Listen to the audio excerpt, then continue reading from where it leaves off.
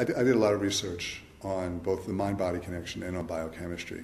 And I wrote, as part of the book, I wrote an appendix that I presented to the American Holistic Medical Association. And the chairman of the conference, it was back in June of 2007, said that my talk was the highlight of the conference.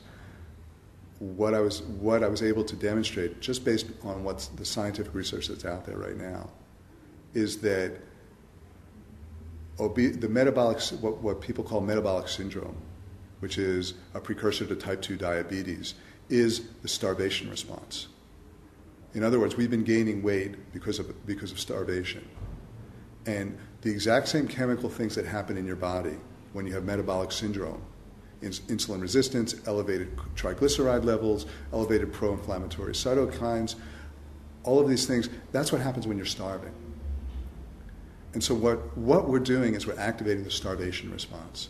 And what I was able to show is that there's a whole other type of stress, which I call the starvation stress, which is not the fight or flight stress of running away from a tiger. It's a completely different stress. And that's what's causing obesity.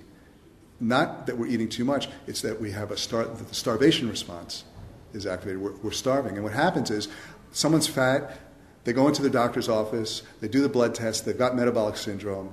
What does the doctor do? He tells you to go on a diet. It makes sense, but what he doesn't realize is that's the starvation response. It's already being activated. And when you go on a diet, you're just further activating the starvation response. So I've been able to prove, to a very large extent, that obesity is caused by starvation, not by just weakness or overindulgence.